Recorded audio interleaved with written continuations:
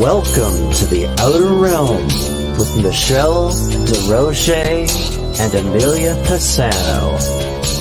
Airing live on the United Public Radio Network, 105.3 FM in New Orleans.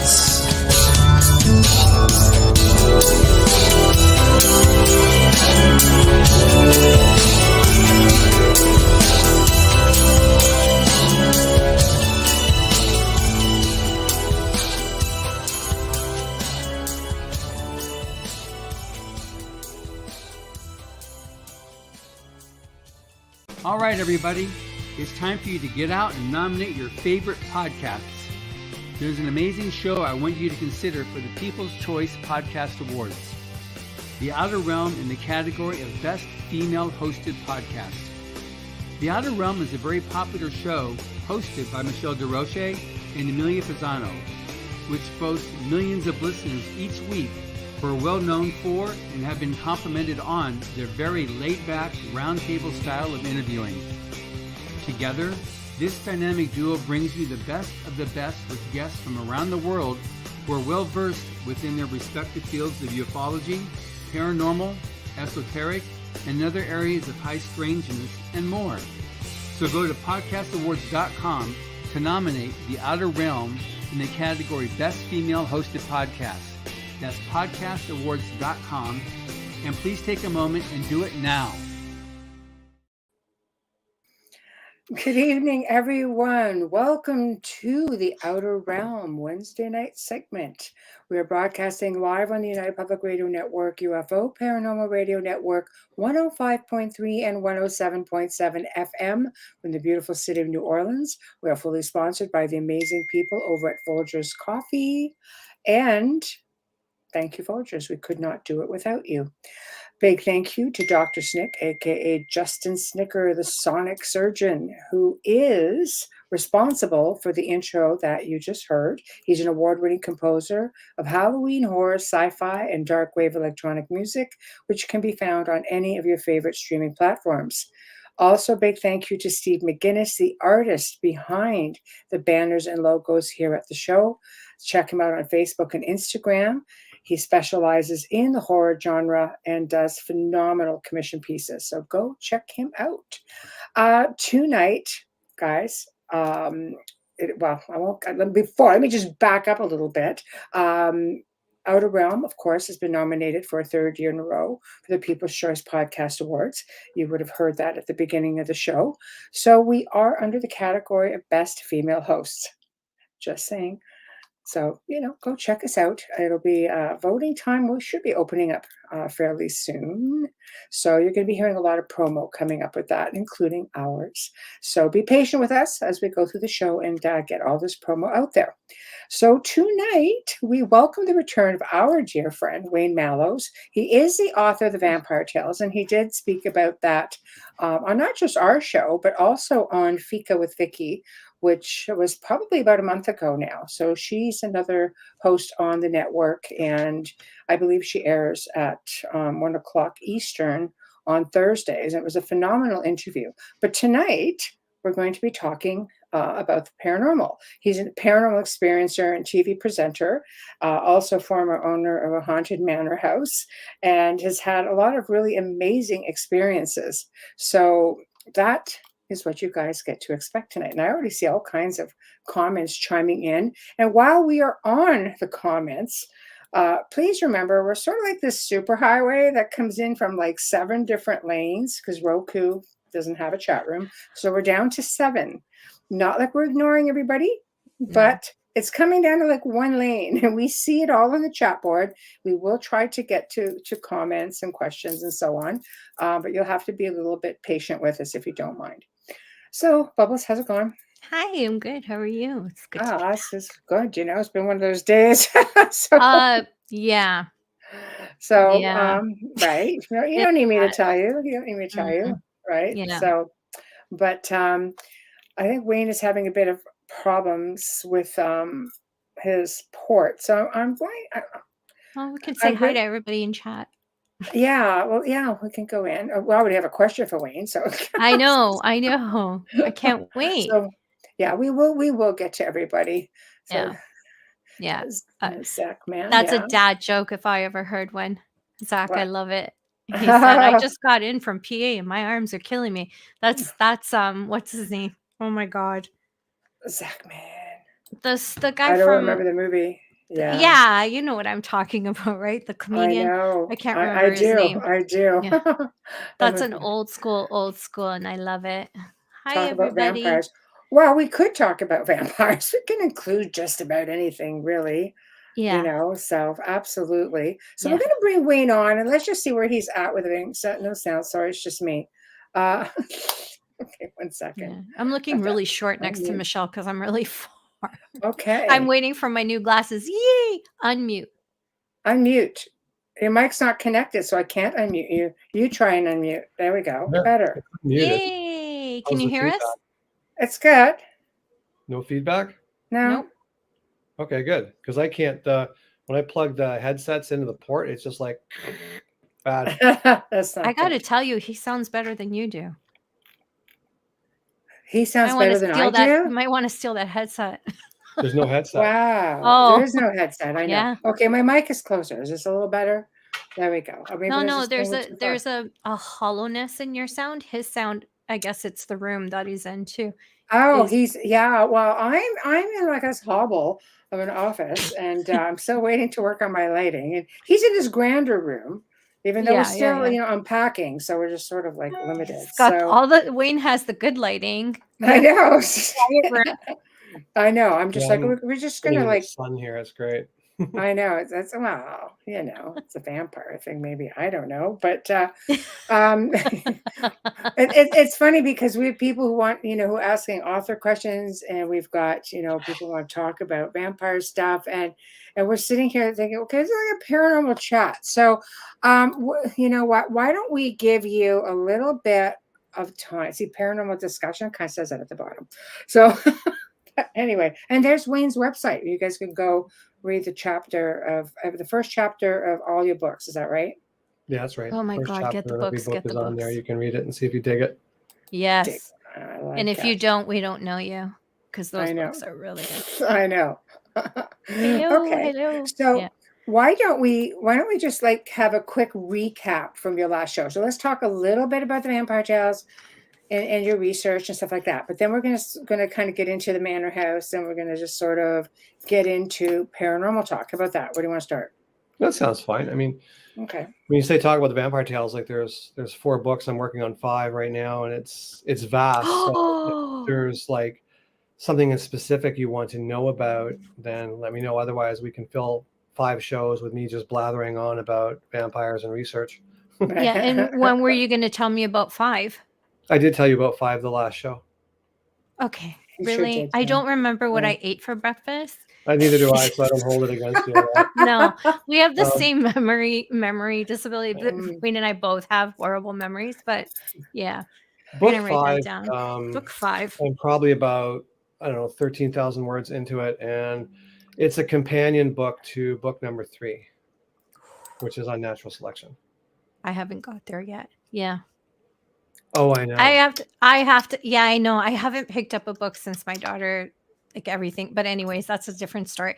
But I'm excited to see it because, like I said to Michelle, I'm not picking up a book unless it's his. And I have a stack of books and books that get sent to me. I'm like, sorry, can't pick it up till I finish Wayne's. I'm adamant about sticking to the series because you started me in a different place. Yeah, well, you started with like book 4, which is kind of a prequel. It goes back into sort of medieval times. But right now I'm stuck doing renovations, so that's maybe this fall. Yes. I know. It's not my Sorry. fault. I know. I Yeah. know. Yeah. Okay, so why don't we just recap a little bit and what prompted you to write the Vampire Tales series to begin with? It wasn't supposed to be a series, actually. It was just supposed to be a single book. Whitechapel Road was supposed to be a standalone novel.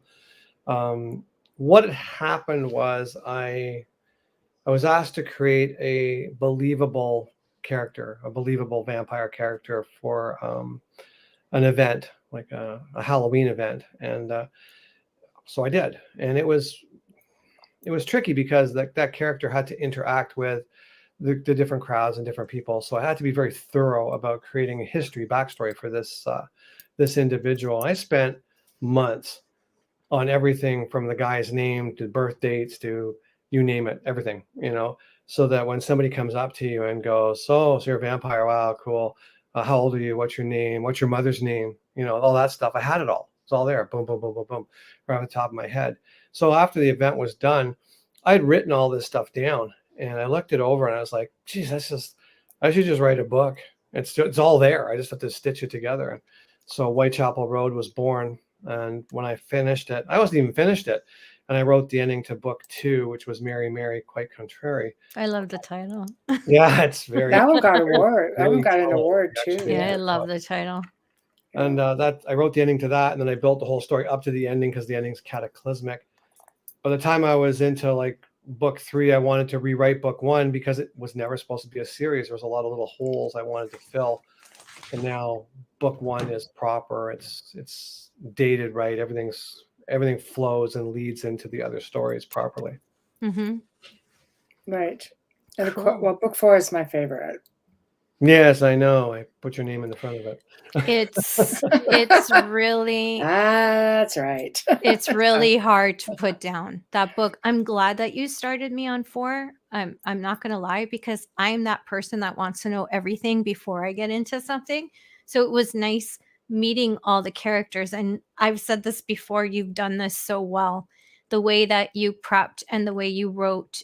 Wayne literally sat on his porch in the winter Oh, yeah. typing to Oh. be able to feel everything that you get to feel when you read those words. It's Right. so incredibly written, and he's extremely humble. So I'm just going to brag for him.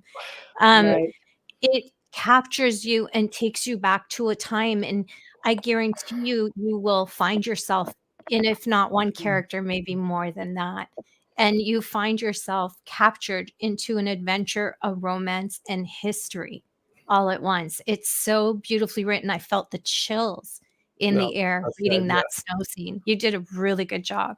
Thanks. I mean, for me, I have Thank to write you. it from sort of a memory point of view. Like I spend hours going through dialogue and would they say that? Would they shorten it up? Would they make it longer? Is it too flowery? Is it too deep? Blah, blah, blah. And it was the same for outside. I would literally walk down a laneway in my mind dozens of times, take in every detail of it, every spider web, every drop of water. Hi, Tyler. Trying to just get the feel of it so that when I actually write it, I'm writing it from, I was there, it was raining that day, and so forth. And then it just kind of comes out, and people will write me and say, like, God, the hair stood up on my arms. I actually felt the chill when you talk about a wind blowing down the laneway and so forth. So when I wrote Dark Origins, which is book 4, it takes place in the winter, a very strange place for a vampire story to take place in winter times. But it was winter times in the Dark Ages kind of thing. And sort of, I don't put a date on it, but it's around like the late 1300s. Oh, it's And, fabulous. it's cold. It's miserable. It's just, you can't get away from the cold. Like in that time of year, if you're outside, you're outside. That's it. So that's what I wanted you to feel. So I took my computer outside and I thought, how long can I function outside if I'm dressed properly and on a computer? Let me tell you what, not long. It was pretty miserable. Yeah, and imagine the place that you're speaking of was probably even colder. Very much so. It's you really set the scene for the desolate, the ice. Like, I don't want to give it all away because I want you guys at home to read this book, because if you're gonna, I would, even if you like things like I'd like to know ahead of time, start with that book if that's Don't what you you dare. You want. start with number 1. Okay, sorry, I can't say that because he is the author and I don't have that right. I'm just saying I loved starting there and I found myself in it and I was happy. So I look forward It's to a see great book. where Yeah. they go from there. You'd Yeah. like book 3 though, honestly. It's I would have liked all of them, Wayne. You wrote them, it's just so real and raw. I was talking with somebody just recently about that, how raw it is. It's not like flowery. It's like, oh my God, you're a vampire. Wow, I'm going to fall in love with you. Wow. Nothing like that. It's very tumultuous. It's very heart-wrenching. It's very life and death all the way through. Oh my God, am I gonna cry? And many of those I cried a lot in book 4, though. I did. Oh, you'll bawl in book 3. Thanks. My sister read book 3 and she was just like, oh my God, I cried and I cried and I cried and I cried. Yeah, but she was also very like, oh my God, that sex scene. Well, it's just my sister. My brother Easy. wrote The that. sister was like, My oh, I don't want to brother hear about wrote what my sister does. I know. Yeah, you don't want to read something like that your brother wrote. No. Puts me in a different light. It puts you in a different light, and it's kind of like ick when You it's your read it, brother. you're kind of like, oh. Well, Yeah, then. both my kids read it and went like, you wrote that. Who wrote that scene? I'm like, me. Oh You crap. wrote that scene? Yes. I know. Let's just make Do you- that and get on with so it. so now they're like, hey, we gotta up our game. I know.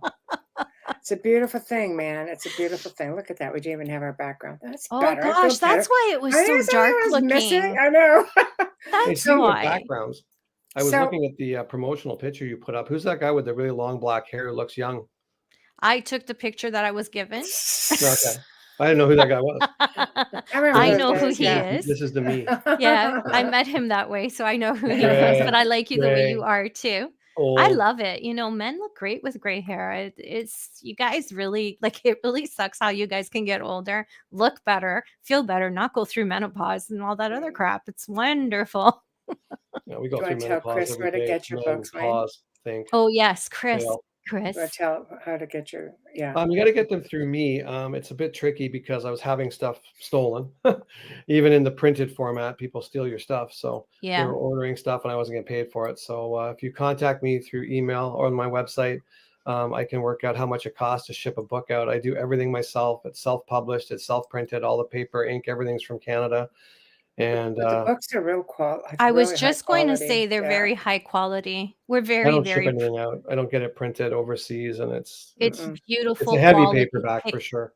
Oh, it's Right. gorgeous. And when it's a big book, and when you're holding it open, it holds its own. You're not struggling to Oh, keep you'll that struggle. book That open. is the ton. The only book that The doesn't heavy have a ton is, books. the Yeah. second book. They're heavy books, but when you're into it and you're in there, it's Yeah. hard to put down.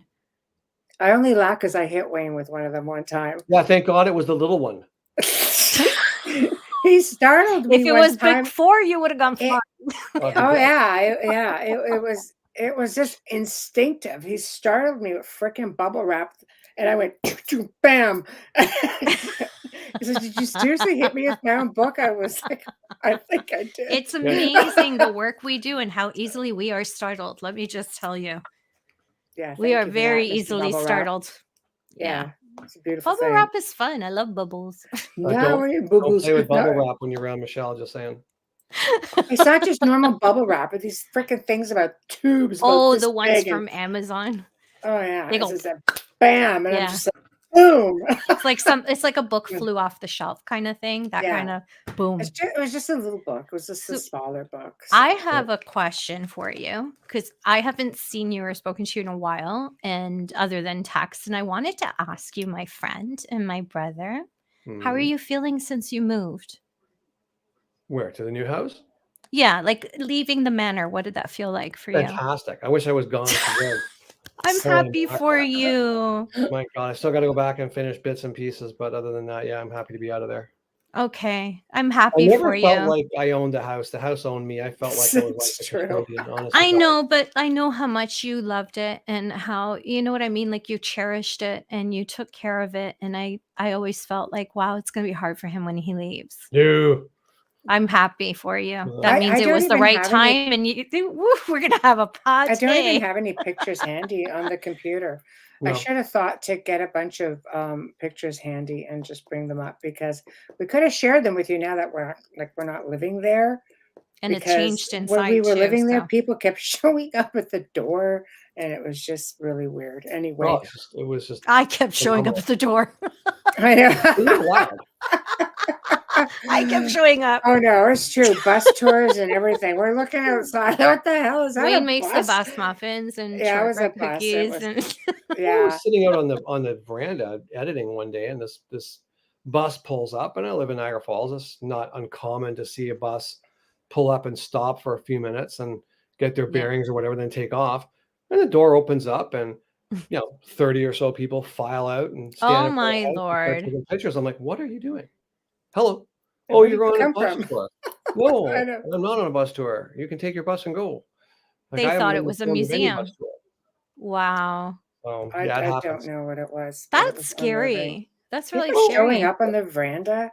Yeah, well, the house was on different shows, so I was sitting there another time. I think I was editing or writing or something, and a guy walks up, and which is I thought drop a flyer, say hello, whatever.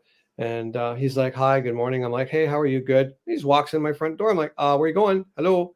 And he's like, "Oh, I'm just gonna have a look around." I'm like, "No, it's my house. What are you doing?" He goes, "Oh, this isn't a set. I saw it on television."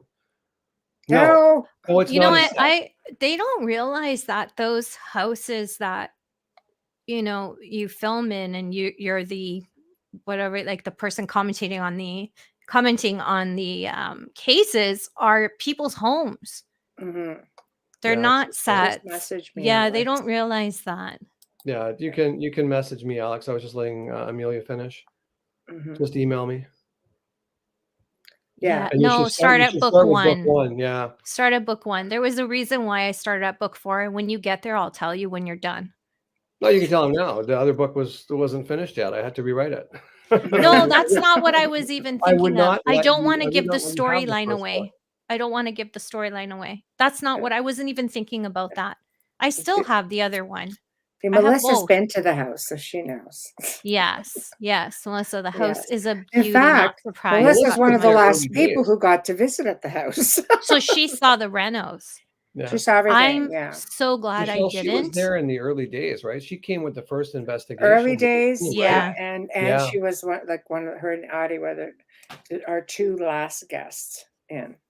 That's good because you guys got to experience it at the very, very beginning and at the very, very end Well, Wayne especially. of So why their don't we start at the beginning yeah. with the house because you were bound and determined to have this house no matter what. That was an idiot. But you knew it was haunted when you saw it. So why don't we start there? Basically, getting into the paranormal discussion, we'll Sorry. bounce around a little bit because we know we have a lot of people who want to, talk about, the books and stuff too. But as an owner of a haunted house, you get a different perspective from things, with people staying and coming for the house and the problems that it caused. Because I know when I came on board and started filming and bringing people in, the house changed a little bit. It seemed to like it some days, seemed to go quiet other days. So we'll start, with you beginning, buying the house, and so on and so forth. I think it's important for people to realize too is the power of intention, and not just, it's not cliche here, but like what you said, I did want the house. I saw the house. I went to look at another house. I didn't like it, and then this other house came up, and I was shown that house, which was the manor, and I wanted it. I wanted it like no tomorrow.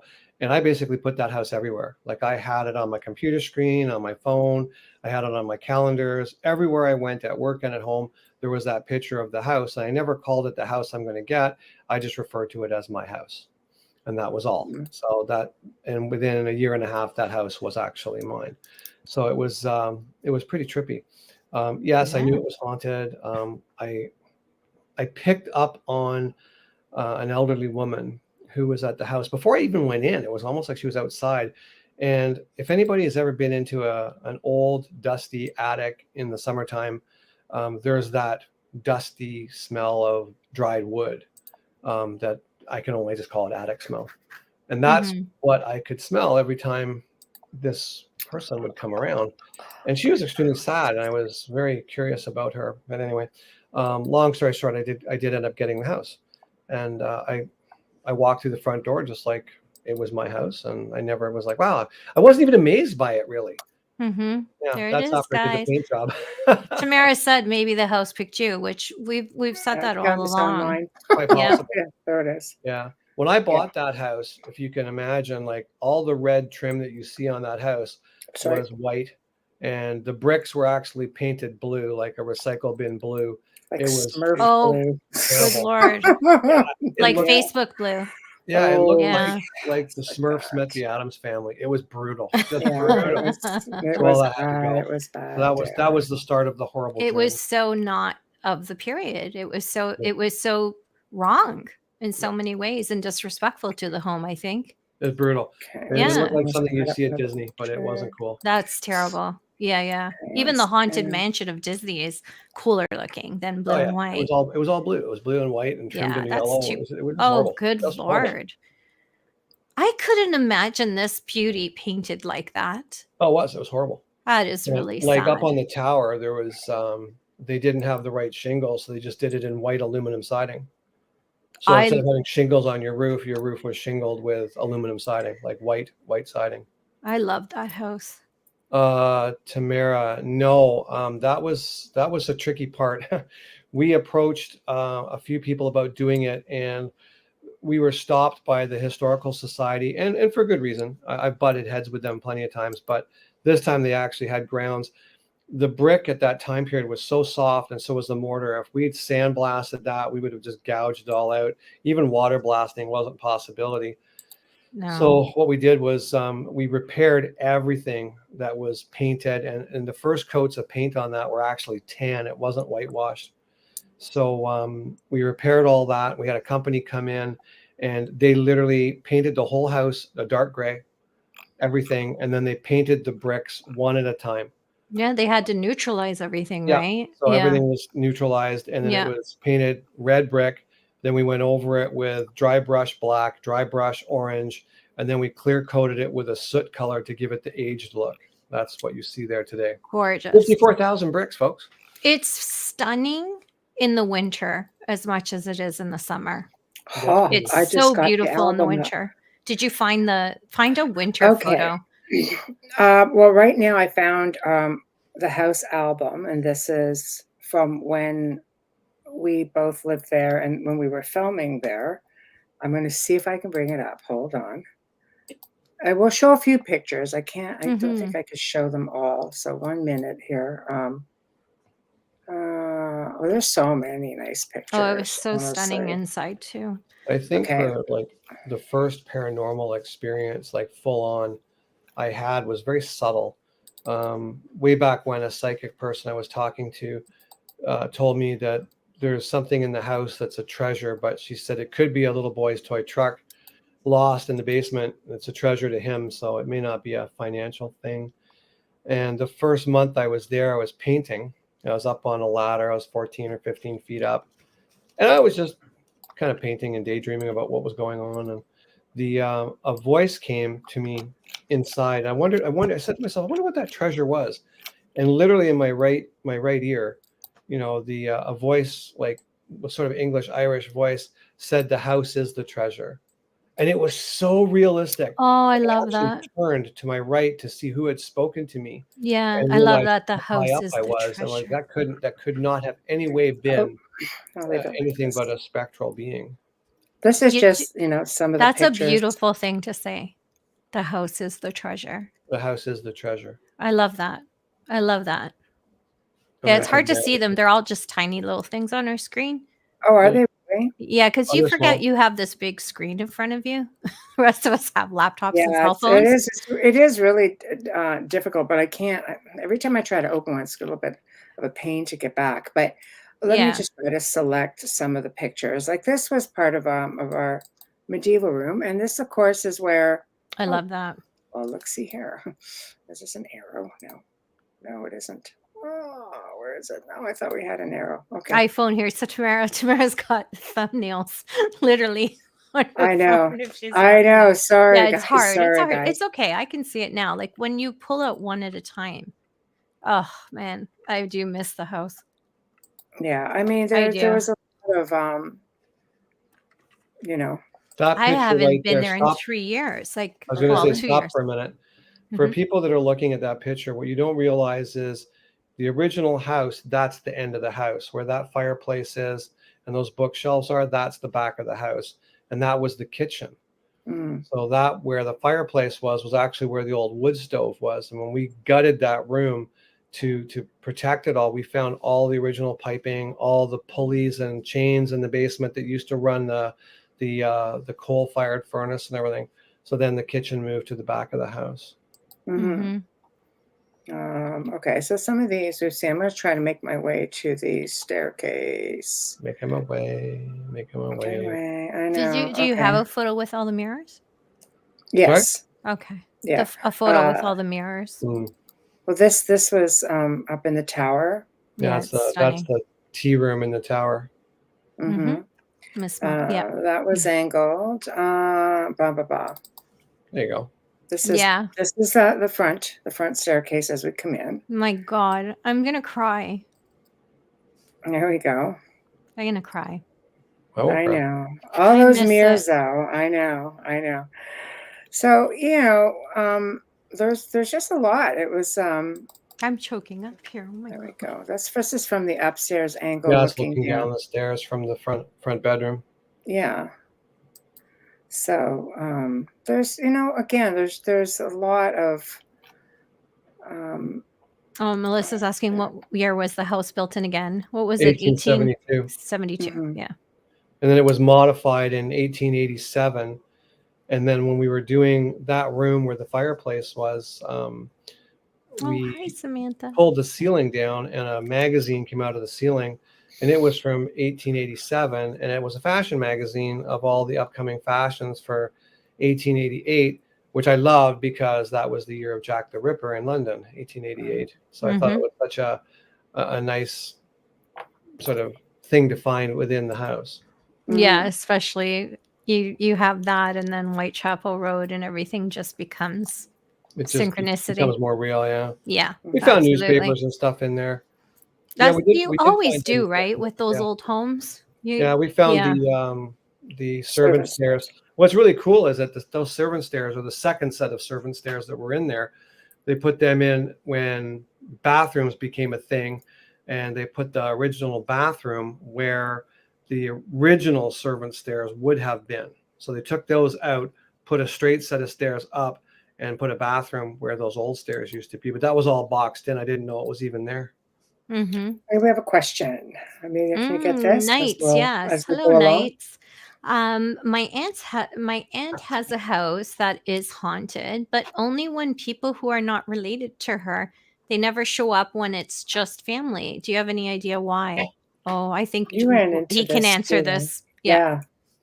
What is my aunt's house? The hauntings only happen when people who are not related to her, people they don't know, come To his into the aunt. home. Yeah. Yeah, Oh, that's when the they can experiences just be very happen. protective of it. They look at it, their house, and I've run into that situation where, I find that when people just come in and they don't introduce themselves, the spirit family get a little put off as well. Mhm. Yeah. Yeah. I agree. There were times, mind you, no matter where I worked or location I represented, Casa Loma was a big one. And in the manor, whenever we would have people come to film, we would always explain, even just to stay or investigate, we always explained to the spirits what was happening. And we would say, okay, this is what's going on. We're either filming or we have guests. They're coming to see you. Participate if you want. If you don't want to, that's okay too. It's really no big deal. And boy, there were times where they really showed off, and there are other times where they're completely quiet. Maybe it was just had to do with the people. I I would think always so, be because telling people who come in, say, remember the time period you're coming into. It was very formal. You didn't just show up, walk in, and Not a wander house like around. this. You would introduce yourself, say, hi, my name is so and so. I'm here for this reason. Will you participate with me, talk with me? And when you did that, I find the results were incredible. People would get amazing results. oh, I'm Talk not about gonna the lie, I felt tattoos. comfortable there. Sorry? Guests with tattoos. Talk about when you had Oh my friends goodness. visiting Yeah, with guess what tattoos. tattoos? I mean, the first time Michelle and her team were over, one of the mediums she had working with her said, the lady of the house wants to know what's on your arm. And I had a jacket on, and I'm thinking there's like dirt on my arm or something. I don't know what you're talking about. And he couldn't see either. And he said, well, she said it's like a plant. Well, I have a vine tattoo on my arm. So anyway, I said, oh, it's a tattoo. And he goes, oh, she thinks it's tribal, like it's native. I said, well, I Oh guess it has its yeah, origins in It's native, but a lot Celtic. of people Yeah. do it. but it makes Whenever I had sense. people come over that had tattoos on, they would always have like they'd feel this little touch on their arm, like they're just fascinated by the colors and the pictures. Mm-hmm. Because Right. it's not something of that time. It's It was not bizarre, common. right? Not common. But with your tattoo, it would resonate because they were Scottish or Irish. They were English Irish. English Irish. I was He gonna. was I don't British want to and give her she was name And Irish. away. and you had the Yeah. Celtic cross Yeah, here as well. Yeah. Yeah. Get a good I picture don't of want it. to give it, her yeah, name. yeah. Yeah. There it is. Yeah. I felt very comfortable in the home. I felt very Yeah, welcomed. that's me. Yeah. You see it. Yeah. No, the house is very welcoming. I mean, some of the first experiences, even in investigating, I could, when playing back recordings, something was touching the recorder and playing with it. And many times I would just walk into the house and, the door in the dining room would just open, wide open. One time I'm looking at one of the caretakers doing work there. He looked at me and went, I was like, Well, that's because that door was on a closer, Yeah. fire door, so it was always closed. Yeah. yeah. That door would swing right open and stay open, and it first of all, it We should just looked at open each by other. itself, and it That's shouldn't good. stay open. Right. Right. But it was all gentle experiences.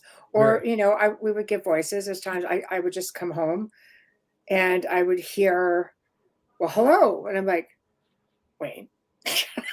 He's way at the back of the house. And he goes, you call me? No.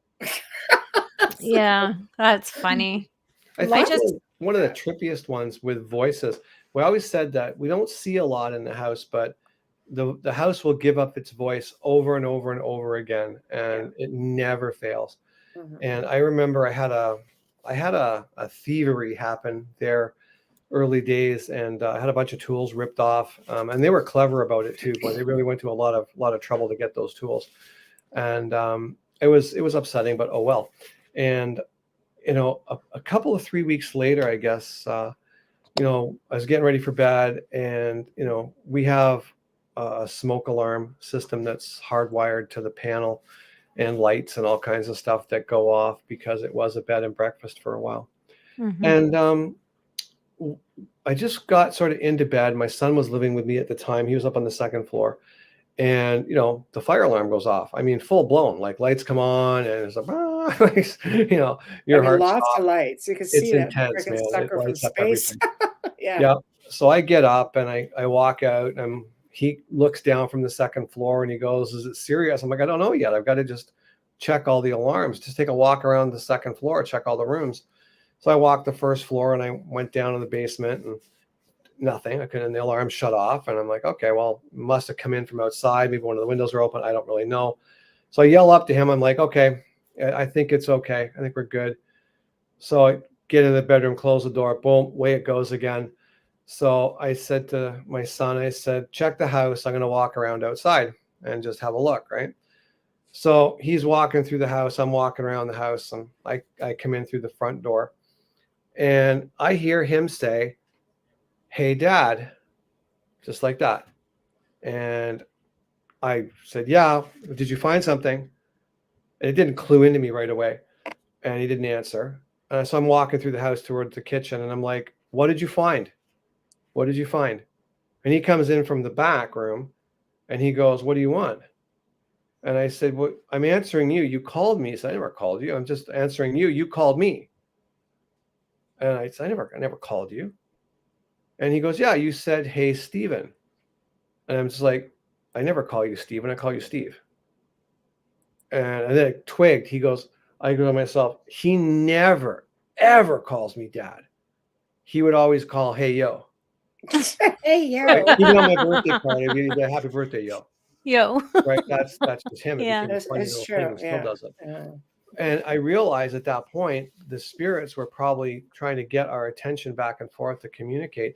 And he said to me, he goes, "Is this one of these really weird, paranormal, freaky things that's going on?" And I'm like, "I'm thinking maybe it is." He goes, "What do you think it is?" I'm like, "I'm more interested in what you think it is. Why don't you Mhm. tell me what you think it is? What's your first thought?" He goes, "I think that somebody may have been snooping around the house again to try to pick up new tools because you just got your tools replaced. And the spirit people are setting off the alarms to make you aware and to frighten away whoever is outside." And I'll tell you something, those alarms never went off that night again, and they never went off again, ever. Mm-hmm. So that was wild. That was impressive. Mm-hmm. Wow. Can Yeah. I just address Chris for a second? Yeah. Yeah. Yeah. Thank Make you. part of that. Chris Make part of Chris that. says tattoos have been around since Neolithic times. Not always popular, but taps are not new. True. It's fair But not to. this family was high society, Chris, and immigrants, and it just wouldn't have fit in to Not to that realize time. that. She No, wouldn't have known they're very what that was. prominent in the city. They were Yeah. business owners. This house was built for her to entertain in. It goes That's to show why, you yeah. the money was there for her to have a home to entertain and have garden parties, and It was just one tattoos of the were not a many. part of their world for the most part. Unless you No, were no, strong arm, not you yeah, but that wasn't something that someone of that society would have known about or seen. May have heard of, but to Mm. see Wayne's would have been like, what is that? What's that painting on your arm, you know? So right. When my yeah. friend Don comes over, who's got arm sleeves and across his chest, and he's gigantic, and he big guy, and he's sitting on the couch, and he's like, oh, you know, like, what touched me? I'm just like, oh, we like your artwork. Relax, it's all good. It's so funny. Some of the biggest people could be so Yeah, it's it was so pretty funny because you're always afraid of what you can't see. But I think what we're failing to say we talk about the welcoming feeling there, but there truly is there was a life to that home, and there was a lot of love in there as well, especially if you were respectful. I'm saying you probably could get a reaction because of the tattoos. She was also very interested in people from Ireland. Anybody that came from Ireland who had a Celtic cross or some kind of Celtic necklace or Celtic rings, she was always very close to those people. And I've got numerous feedback from people at breakfast time who I didn't know were Irish or had any kind of Irish jewelry on them. And they said, oh my God, I felt this perfume, this rose perfume in the bathroom this morning. And it followed me all through the house. And that would be Margaret. Yep. Rose or lemon. And it was rose with her, 100%. Yeah. Yeah. Yeah. So tell us about some of the other personal experiences that you shared. For the most part, they were pretty benevolent. Right. Oh yeah, they're pretty. Most of the time, they're pretty good. But you had some pretty scary moments as well. I had funny, scary ones, and I had a really scary one. Like really, really, man, oh man, that opened my eyes. Yeah. I Which guess one do you want to start with? Probably the scary one, because then we finish up on a lighter note. Well, you guys will have seen this segment on Paranormal Survivor season 3. So Still playing. Yeah. So go ahead, tell the story. Okay. Yeah. You don't recognize me because I don't have my bandana on. Your black wig. Black wig with a bandana on. I'm famous for my holding bandana. up the wig. Are we talking the reenactment actor? Yeah, the reenactment. Yeah, because I love mine. Like me. Yeah, I just love mine. Looks nothing like me, but okay. With purple hair and I have a bandana. I got one little purple strand. She was delightful. I call her TV Amelia. On her. Yeah, I call her TV Amelia, and I'm real Amelia. TV Amelia. That's all right. But for that experience started really subtle, and for me, it didn't register. It just didn't register at all that there was anything wrong. It was going into November, and the house was cool, but that's normal, you know. And the only way I could describe it is for anybody out there who's got children who have either left for school or left the nest for good, the house feels really, really quiet. And that's what it felt like. And, you know, my son is working, and so he's not around a whole lot, and I'm working a split shift. So I'm not around a lot. So the house just felt really empty and really big and really quiet and really cool. And I thought, well, that's just the house in winter, I guess. That's how it is. So didn't put two and two together at all. So I'd gone to bed this one particular night, and I had rescued a cat named Sean. And I named him Sean because he was black and white and looked like Sean Connery. He had no voice. He looked like Sean Connery. He was a bit of a tuxedo. Right? Yeah, he was cute. Yeah.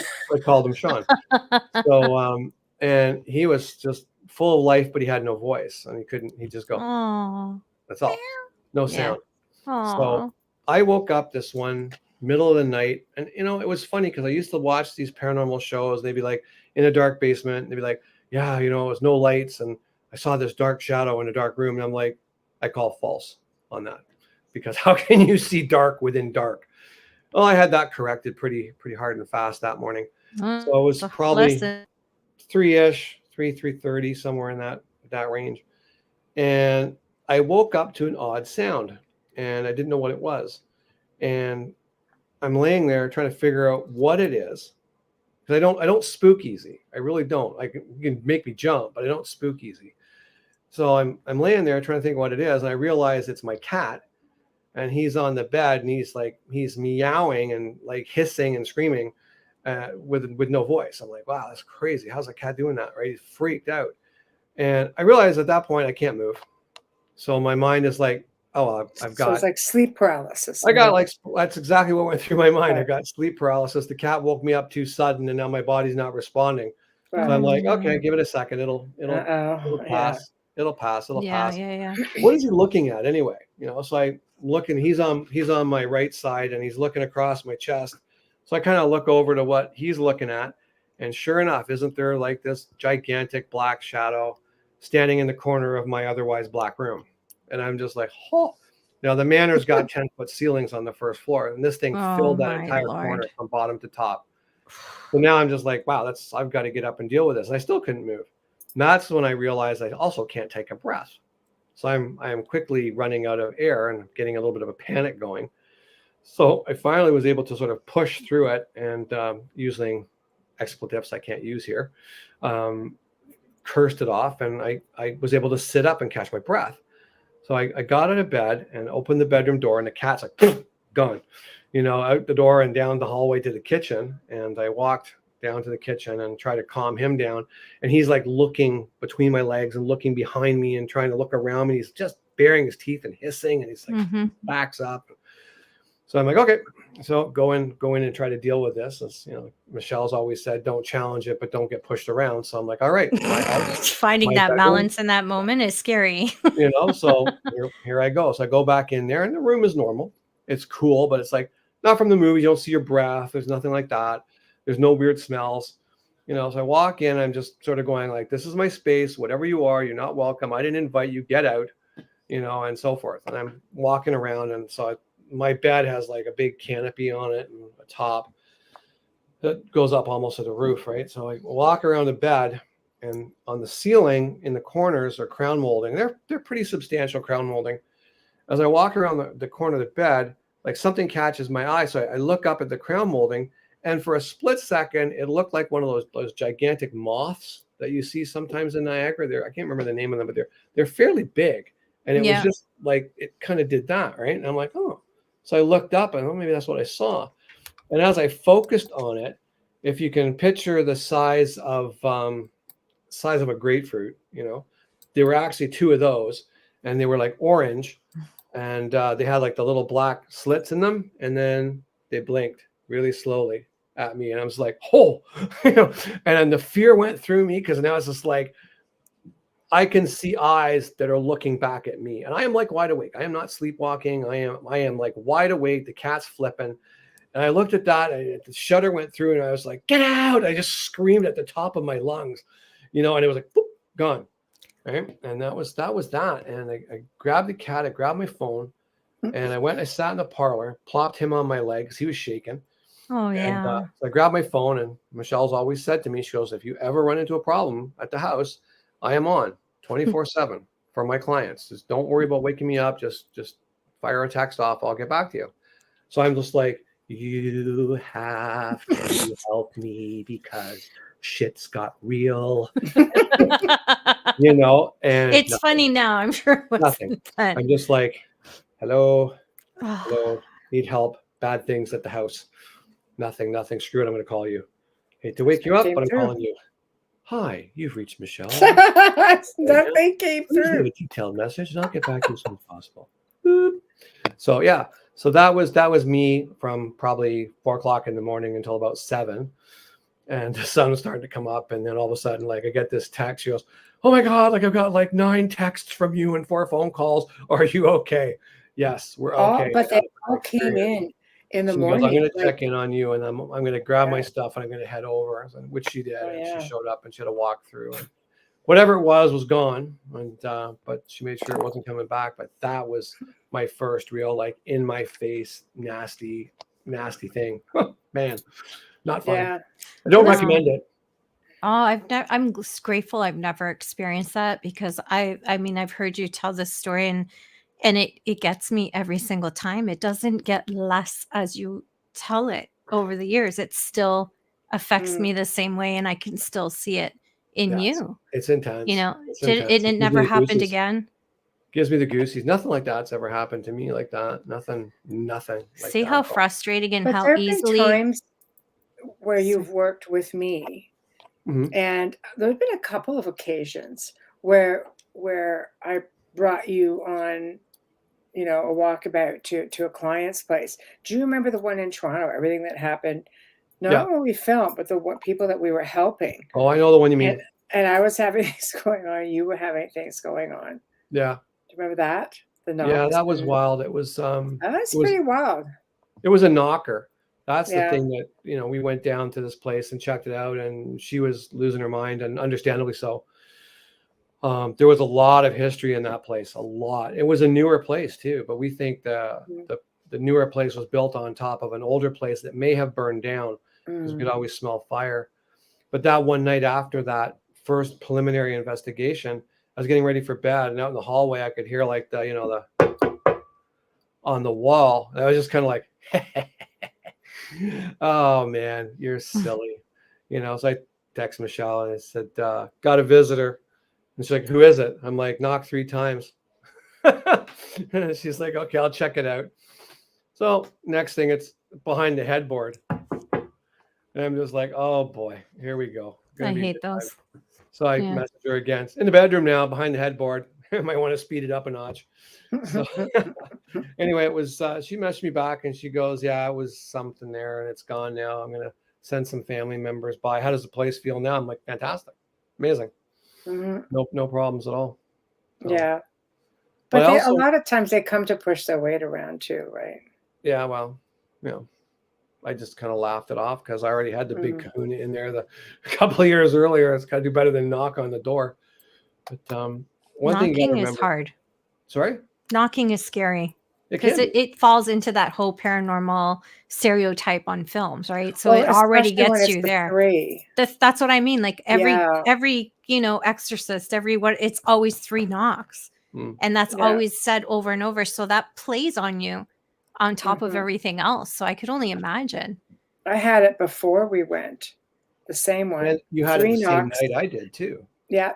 And it Yeah. was 3 knocks, and I was in my ensuite. I was getting ready, and I hear tuk, tuk, tuk. So I just came in because I'm a big believer in acknowledgement is empowerment. So I don't go there. I grabbed my purse off the bed and I said, I'll see you in an hour, mister. And I grabbed my purse and I just sauntered out into the car. It's not that you don't feel the anxiety of it. You just don't yield to it. It's You don't best want to to show not. it. Yeah. Well, no, because you give the edge like almost immediately. Here's one for you. I A comment. heard those words today in my head. Acknowledgement is power. Yeah, don't do it.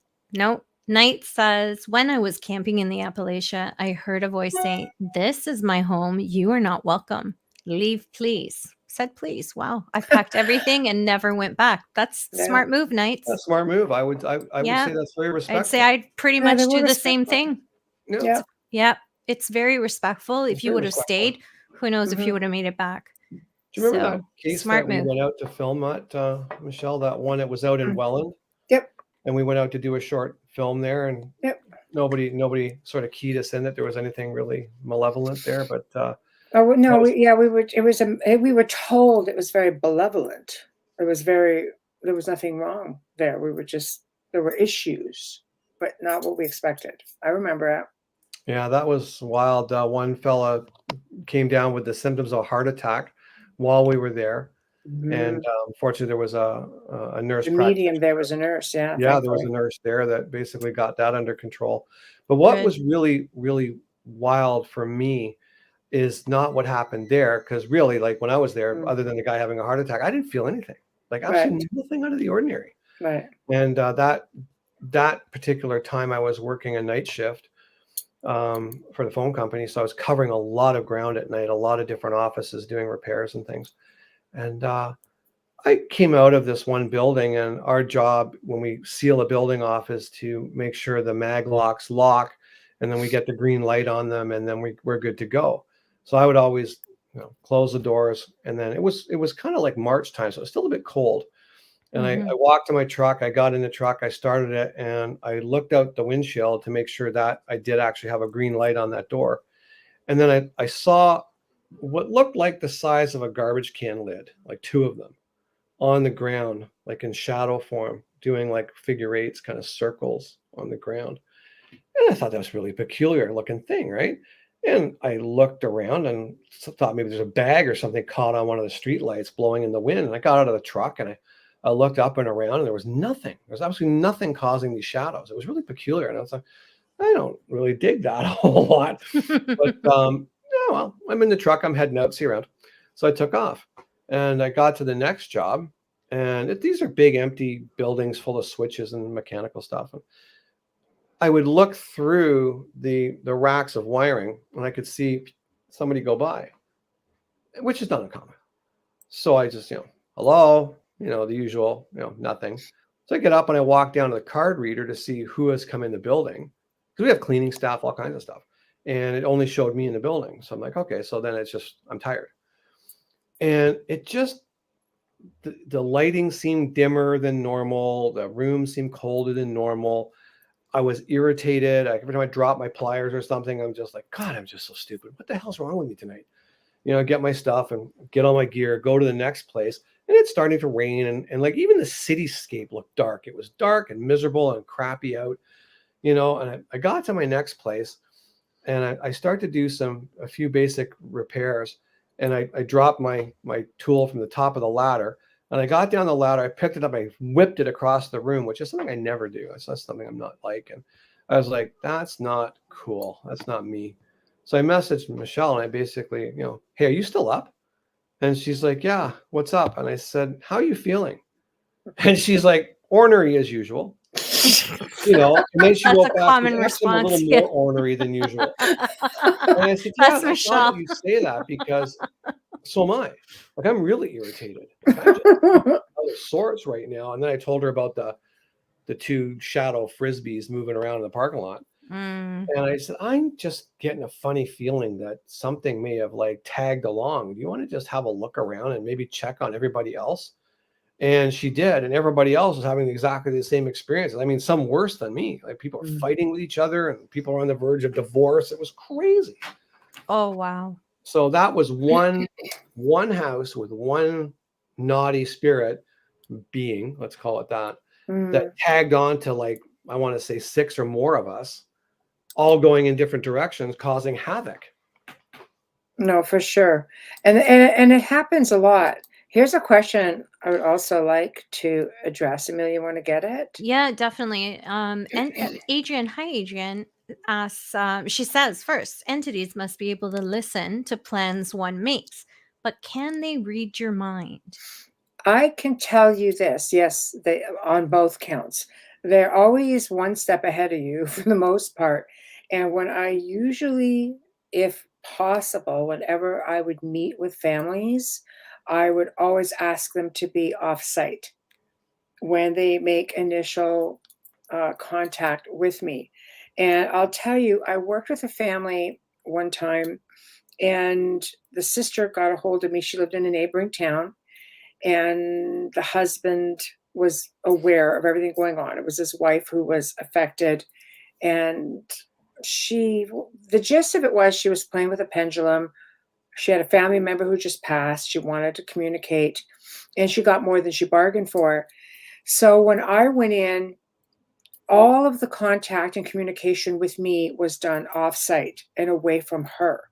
So the day I walked in, and I arranged it that the husband asked me, basically formally invited me in. See, I'm kind of like a vampire thing, I guess, right? But anyway, formally invited me in. And as I came in, she was eating like cereal, but she wasn't. She was staring at a wall. She's just going like this with the food, and the milk and everything is flying all over the place. And then all of a sudden, I came in very quietly through the garage door. So all of a sudden she stopped. So I approached, I came up behind her, and she dropped everything, spun around so fast, and looked at me. She goes, "Why are you here?" Just like that. And I smiled, and I may have been a little sarcastic and said something like, I came to play, which I shouldn't have, but I did. And she looked at me and went, ah, like this. And I was like, ooh, I think that might have hit a bit of a nerve. Now what? I know. 4 hours. 4 hours. I Oh was my there. God. And she wouldn't let me leave. She had her hand on me and she chain smoked, but she would only smoke like a fraction of a cigarette. Drop it, start, drop it, drop it, drop it, drop it, drop it. There were so many things that were involved with this.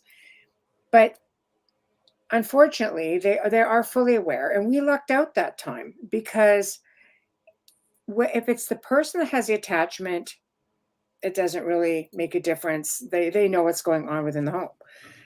But if the being, because we're not always dealing with things that are non-human.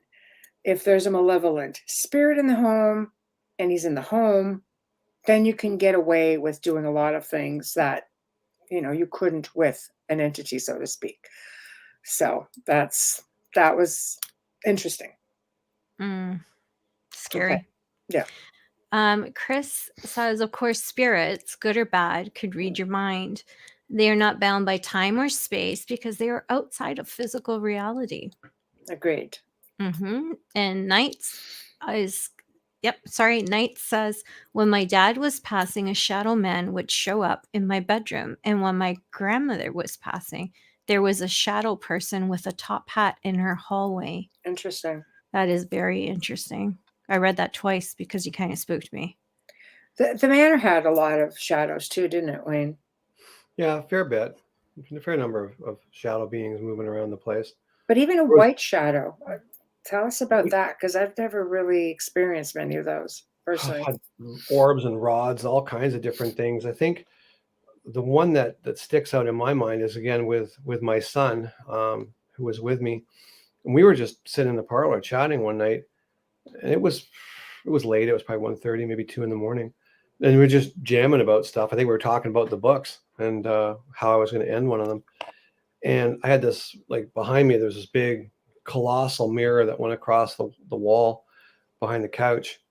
And I could see him sort of, when someone's looking at you and then they kind of look off. What was it, a bird? Would you see a mouse?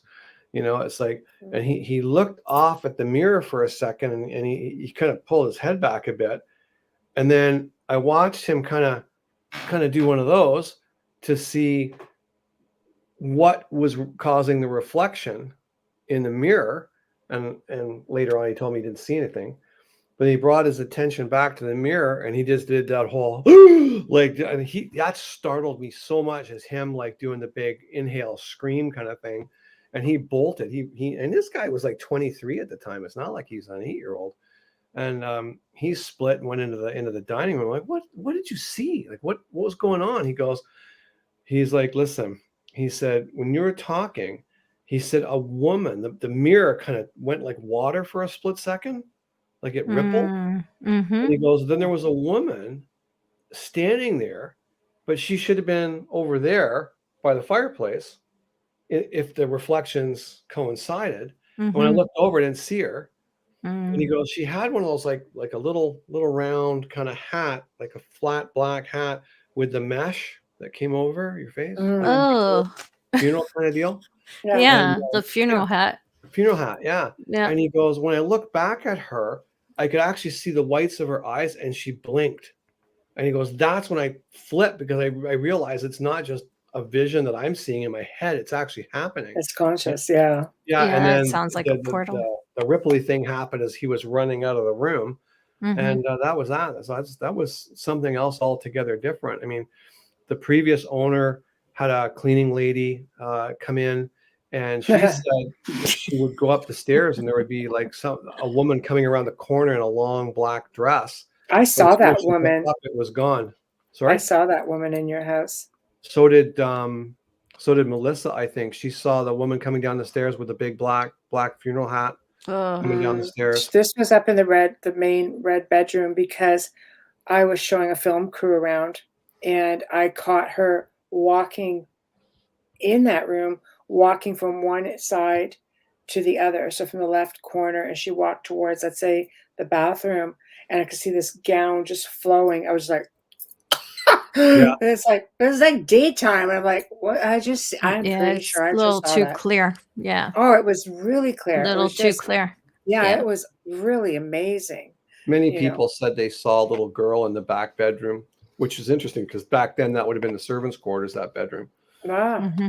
right. Lots of people report little girl, and people get their hand, like she'll take hold of your Touch. hand and kind of try to lead you around the house to give you a Right little. off, right off the edge of the back No, no, window. no, not that kind of spirit. I'm No, kidding. very, I'm very kidding. gentle, Yeah. Yes, very gentle. I'm kidding. I'm kidding. But then there Yeah. was a spirit person I called Weezer. I didn't know his name, and I couldn't find any history on him, but you could hear him. He'd be like, Oh, God. So he was glad. always I'm up so on the glad I came second years floor, middle later. bedroom, or by the tower in the tea room. Mhm. And Michelle actually caught him on an EVP. EVP. Yeah, and Oh, Oh, wow. crystal clear, and you could hear him touching it. And then she says, like, "Do you need help?" or something to that effect. And you yeah. hear him go, "It's so cold." Yeah. That's what he said. And I found him on the by Alex. I found him on the first floor just one time, and he was in the bedroom. He started wheezing, and I didn't know what to say. I was like, "Weezer, what are you doing downstairs? Is everything all right?" Wayne has a way of labeling everybody with their Oh, own little nobody name. knew. I know. Yeah, He didn't know you his pick them name. perfectly. Yeah. Well, what do you call a person like that? Alex said earlier, he said, what's attached to him? My automatic natural response was going to be a burrito, but he's going to bed. So good night. Yeah, leave your shenanigans out of it, poor guy. Yeah. Here's a question. Yes. Adrian asks, what about spirits that attack only women? For example, would you preferably send a dominant male to deal with this No, spirit? not me. Not me. Never have. I've tackled them all by myself, and I've run into a few at different with different families I've worked with, where women were sexually assaulted, where they were pushed, and I'm highly aggressive, so I go in and I'm always very happy to deal with these spirits and pop them out. Yeah. Pop I them. would send Michelle. Michelle, do you remember that one? I'm I going to be would. really vague on this because I can't really remember it myself. You did a case where you got called into the place because they were having all kinds of really nasty things happening to the kids and the animals and Mm. stuff, and it turned out to be the grandmother. Oh, It was actually a demon that ratted her out. it's true. Wow. How bad are you when you have a non-human entity that just says, "Hey," oh yeah, and how we knew this was because this thing was around, and I'm like, and it kept trying to get me to go upstairs. So I said, okay. So I said, what do you want me to see? And I followed this thing, and all of a sudden it opened this door. This door opened wide open, and the homeowner's going, that was my mother's room, and she passed away in it. I'm going, ah. So she was ornery, and we popped her out. But she truly believed she should outlive her children, and she just hated her. I mean, her Didn't that husband, one her make, kids. sorry, one of the shows? No, never. No, that one was one that they saw me on TV. Mhm. This going back, this really early days, and they said I came in the very first email I got, and I think it was like breakfast television. It was this Oh, wasn't a way, way big show. back. Oh, way back, yeah. Because I And saw a story like that. Sorry to interrupt you. Yes. oh yeah, no. It was covered actually on a program, but none of the Mhm. ones that you know now. And the family participated in it, and it Really? was really extraordinary. Like they really, really went leaps and bounds, and it shows you how a family or individuals can take control of their space, And once mom was gone, even Buddy settled down. So it's like See all of a that? sudden. And It's that's a human spirit. that's a story that sticks with you because I remember seeing it on television, but I wasn't sure if you were a part of it or not. I'm Yeah. just, as you're Yeah. saying it, like I'm Yeah. seeing it in front of me. Oh, it That was. was one of the scariest stories I have ever heard, because Oh, that's I'll not tell you the something whole normal. story sometime. I'm not at liberty to give the whole story now. Yeah. But at the time, it was great because there was even a psychologist who was part of this documentary. It was Wow. really well done, and he basically just said, "Yeah, I believe that there's a need for everything." And even when I deal with families or really hardcore cases, I will usually ask, especially if it's a family with, of the Catholic faith, because they require so much, and I will require, psychological, psychiatric assessments, and I require permission from their doctors to work with them. And I always get the permission as long as I do not encourage or allow families or the individual to go off the medication. It's when the medication doesn't work that you have to sort of explore, other avenues. And it's really great. They're really fantastic. On average, they're recognizing it a lot more. And no, Tamara, it wasn't on Haunted Canada or Creepy Canada. It was a documentary. And here's something for researchers out there who get approached by film students. I have worked with film students a lot, and where they'll ask and say, "Can we film with you? Can we interview you? Can we follow you along?" I used to allow them to follow me on ghost tours, not investigations, because I could never. I've always only worked malevolent cases or with families in that situation, and I could never guarantee someone. Well, I could never guarantee. I'm gonna leave it there. Someone's safety. So, my team was always very used to how we did things, and it would be fine. But years down the road, I think I have worked with at least 4 of those students who went on professionally to become producers or editors and writers. And I've worked with them on a whole different level. So always encourage young people who come to you and want to work with you, film students, because you never know how it's going to come around full circle. So we're just going to come in here now to handle some more. Stevie, no wonder. Love that name. How hard is it to discern some type of trickster entity pretending to be a past person to mess with someone or family? Want to get that, Wayne? And then we can chime in. No, I'll leave that up to Q&A, you. man. Q&A. I know it's a Q&A, but What are you your can thoughts? any idea. You've lived with me long enough. You should be able to answer this. Oh my God, are you kidding me, man? Okay, No, Bubbles. yes, I'm not tricksters and stuff. There's all kinds of those out there. Could Yes. be anything. They mask themselves. I mean, the one case that you had where you got called in and she goes, the old lady was like, my husband passed and I'm trying to reach out to him and he's calling me all these nasty names. And you were like, well, did your husband like you? Oh my God, we just talked about this. That's funny. It was a vile recording. There's a million out there that could trick you and fool you into anything you want to believe. If you want to believe in something hard enough, there's something there happy to give it to you. And that's why we always say don't engage. That's why we always say that. It's that easy. They know everything about you. They know everything about your family. Do not engage. True. Okay, we're going to make our way down the and list you would here. never feel frightened. That's another way of discerning. If you're uncomfortable or hesitant or frightened, that's another way of knowing that this is your loved ones would never, ever treat you poorly or frighten you. I don't know. I was terrified of my mother. If she came back, I'd swear she was They're nicer on the other side, though. When they've ascended, they come back nicer. Yeah, that kind of, I find with spirits that have passed, when they come back, like the nastiness from Earth.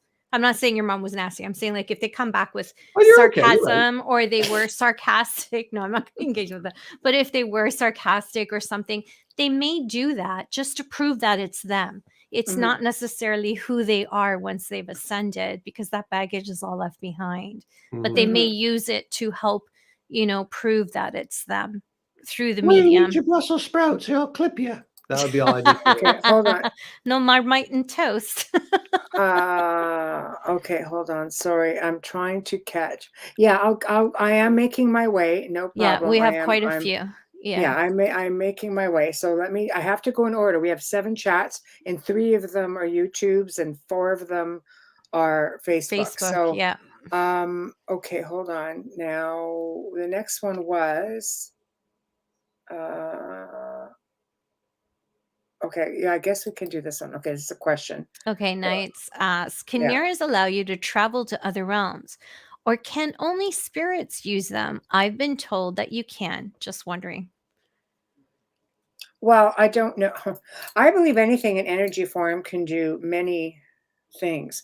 I believe when we are in sleep state, we can do many things. You can do astral projection, out of body experiences. I don't know that you need mirrors for that. However, there is a theory that if you do face two mirrors together, they can create portals, which would allow for other energy beings or dimensional beings to come through. Not So recommended. we've seen, We yeah, did that by Dr. Not accident. recommended. Yeah, Don't call us. We just gave you the warning. Do not try yeah. this at home. Yeah, exactly. Sorry, what? Yeah. No, I Wayne? said you did that on my say so by accident at one of the houses that we were doing some work on, and you said, "Well, I don't want to put the mirror up there," and I'm like, "I think it'll be fine for 5 minutes. Don't worry about it." And put it up, and then went downstairs. We could hear walking all around on the It's true. floor of the other house. Like, Oops. okay, Yeah, don't it's listen true. to me. Don't take the mirror down. Yeah. I Put a know, it's sheet in true. between them if you have to pile them. And you don't want it to face an outside window either. And I'm pretty sure that's part of Anything feng with shui as reflection. well. But even Yeah. feng shui, I believe no doorways, no how people Mhm. like to put mirrors in front of their doors. So when you walk in, the mirror's there. No, no, Yeah. no. No, exactly. It's a Okay, here's bridge. another I one. see it as a bridge. Angie, hi Angie, welcome. My aunt had a carpenter in to do work over 7 years ago. She asked me to hide a bunch of keys. During all of this, my aunt broke her femur and my mom passed away. Oh, I'm so sorry. sorry. I still can't find the keys. Oh, That's yeah, crazy. Yeah, you almost have to, yeah, I ask for think you have sure. to kind of like sit down, let it go for a minute and let it come to you. I feel like the anxiety is overreaching and blocking what you're not seeing, if that makes any sense. I don't usually throw that kind of stuff out on air, but No, it's okay. That's good. Help her out. I hope so. Tamara, our third host. Wayne, was your first experience of paranormal start with the manor? Ghostly speaking, I would say yes. I didn't really have a whole lot of that going on in my life. I had a what they call a near-death experience, but for me, it was a death experience, and it sort of all the paranormal stuff started after that. And that would have been I would have been between 28 and 30 years old at that point in time.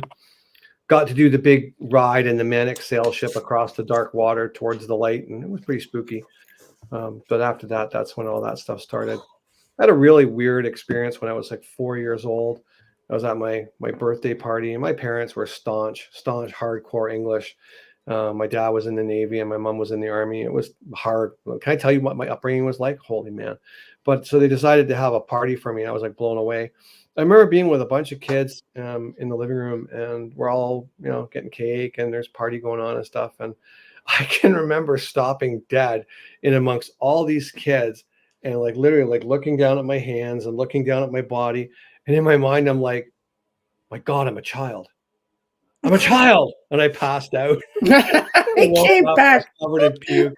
My parents took everybody home. And that was that. I don't know if that was Oh, normal or not, but it was Oh, terrible. that's an Ant-Man moment from Marvel's the last the Avengers last show Endgame. He I comes don't know, back man. and I he's was, like, I was, I was a "What? little kid. Never got over that. Wow. all right. It's we Too have to cool." take our break. So Yes. sponsor ID, and then we're gonna have to play a couple of promos. Okay. Yeah. You I'm like half asleep today. You miss a week and you lose it. I know. You are listening to The Outer Realm with Michelle Desrochers and Amelia Pisano, coming to you live from the beautiful city of New Orleans or New Orleans. I got to learn how to pronounce that New properly. Orleans. Yeah. We are currently on 105.3 and 107.7 FM, as well as streaming live and archived on Roku. So if you're new and you're watching us on Roku, please share us with your friends. And thank you for being here tonight. Please try to hook up on Facebook, join us in chat. So there's still a little bit time left in the show, and you can participate with our Q&A. And our special guest tonight, our dear friend and author of the Vampyre Tales series, Wayne Mallows, is here tonight answering questions and sharing stories. If you are just tuning in, don't worry. You can stream our archives on any platform that you normally use. But then again, don't forget to share us with your friends. We send Tamara after you. Just saying. Just kidding. Saying. Kidding. Yeah. I need coffee. Speaking of coffee, a huge thank you to the amazing people at Folgers Coffee for sponsoring our show and continuing to sponsor our show. We absolutely love you and appreciate you. A huge thank you for our intro and outro and lending his voice, Dr. Snick, the Sonic Surgeon. Justin Snicker, award-winning composer and musician. You can find his music on Amazon and Bandcamp, and check him out on Facebook and Instagram, where he's dropping clips of that music all the time. Now, if you are watching us on YouTube or on Facebook, you see that little subscribe and like? Please click those. And again, share them with your friends. And as Tamara says, like, share, and subscribe. Thank you. Okay, kids, it's promo time. Here we go. Hey there. It's time for you to get out and nominate your favorite podcasts. There's an amazing show I want you to consider for the People's Choice Podcast Awards. The News on the Flip Side, in the category of politics and news. News on the Flip Side is a much different news and political program which is not deemed as opinion news. Listen as Joe Montaldo brings to you just the facts from trusted sources, which will allow you, the people, to make up your own minds on the various stories being reported on. Go to podcastawards.com to nominate News on the Flip Side in the category of politics and news. That's podcastawards.com, and please take a moment and do it now. It's time for you to get out. One more. It's time for you to get out and nominate your favorite podcasts. There's an amazing show I want you to consider for the People's Choice Podcast Awards. Writers and Illustrators of the Future podcast. In 3 categories: education, storyteller drama, and art. For 4 years, the Writers and Illustrators of the Future podcast has provided advice and tips from international best-selling authors, world-class artists, contest judges and winners, and industry professionals based on the world-famous Writers of the Future contest created in 1983 by L. Ron Hubbard to help the aspiring writer and artist no matter their age. It is dedicated to the future of storytelling and art by showing that it is never too late to start, and those who make it are those who never give up. Go to podcastawards.com to nominate the Writers and Illustrators of the Future podcast in any or all of the 3 categories: education, storyteller drama, and art. That's podcastawards.com, and please take a moment and go out and vote now.